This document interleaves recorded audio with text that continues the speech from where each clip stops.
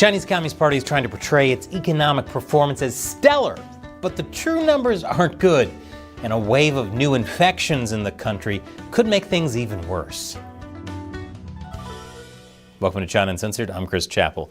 Don't forget to join Operation Honeypot by liking this episode and leave a comment below with the honeypot emoji. Don't know what I'm talking about? Thank YouTube for not showing you the episode. But don't worry, I'll leave a link below. And I'll have more on Operation Honeypot at the end, so stay tuned. So it's no secret that China's economy is not doing so hot. Well, it's no secret everywhere in the world except in China. There, it's top secret. If you've been along for the ride with us these past years, first of all, thank you. But also, you've heard us talk over and over about things like China's real estate crisis and record high youth unemployment rate. But things just keep getting worse. If China's economy were a boxer, it'd be Apollo Creed in his final minutes fighting against Ivan Drago, getting crushed by a communist psychopath. For example, China's population fell for a third straight year in 2024, posing challenges for its economy. Wow, I can't believe people struggling to earn a living for themselves under a government that spent decades saying, don't have so many babies, aren't having that many babies. And the state of China's economy is terrifying the middle class, causing them to send savings abroad for safekeeping, which in turn hurts China's economy. It's a vicious cycle. Of course, the Chinese Communist Party tells a different story. It reported that China's economy grew a healthy 5% last year, mainly driven by high export growth. I mean, it's not like Beijing would ever exaggerate its economic performance, right? There's just one problem. A lot of those exports appear to be from U.S. importers, rushing in goods from China as Trump's tariff threat looms. Which means that even if for some reason Trump decided not to impose the high tariffs he's been going on and on about, that export boom is about to pull a magic trick and vanish. There also was the Chinese Communist Party's booming trade relationship with Russia. Well, according to the China consultancy Sino Insider, that trade relationship appears to have stalled. Compared to last year, the growth of China's exports and imports with Russia are way down. And China's trade with Russia appears to have reached a saturation point. So China can't count on more trade with Russia to grow its economy. And even worse, some parts of China's economy are experiencing actual deflation. In particular, China's industrial sector is driving continued deflation amid a massive supply-demand imbalance. Seriously low demand, especially domestically, huge oversupply. You know how China's been accused of dumping cheap goods around the world? Yeah, that's happening at home too, and creating massive competition between companies, which in turn leads to lower prices and tighter profit margins. It's especially bad in China's EV market. Only about 1 in 7 Chinese EV brands will be profitable by the end of the decade. And that's a big deal because this is an area of the economy the CCP wanted to be the cornerstone of their high-tech future. Cheap Chinese goods are in danger of going out of business because of other cheap Chinese goods. Your Honor, I'd like to present Exhibit A for proof that karma is real. Deflation is continuing to hit the real estate sector as well. But there are hints that it could get so much worse. China is currently being hit by a strain of the HMPV virus.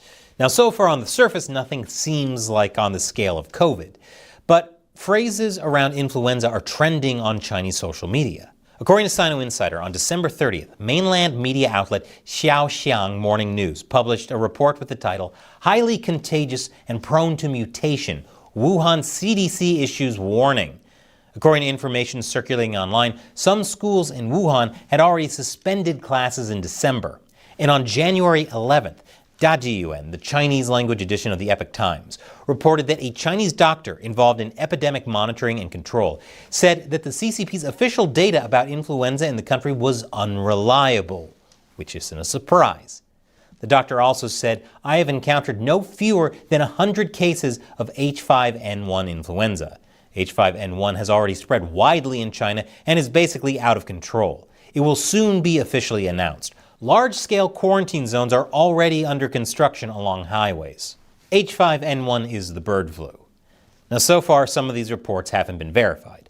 The CCP is reporting a slight uptick in the infections of 5 viruses, influenza, HMPV, mycoplasma pneumonia, COVID-19, and adenovirus, but nothing drastic. And of course, the World Health Organization says that it has not received any reports of unusual outbreak patterns. and the Chinese authorities report that the healthcare system is not overwhelmed and there have been no emergency declarations or responses triggered. Well, obviously the WHO would take the word of the CCP. They did it last time. But the last thing China needs is to scare away investors who are getting COVID flashbacks. China also doesn't want to scare its own people either. Intimidate and bully, sure, but scare, no. Okay, scare too. During the zero COVID lockdowns, a lot of Chinese citizens were understandably frustrated about the restrictions. Some even protested and called for Xi Jinping to step down. So it's possible that China is experiencing another epidemic and pretending that's not the case to avoid repeating the chaos. We can't be sure yet. But the CCP is used to delaying announcements of a crisis when one does hit, or simply covering it up altogether.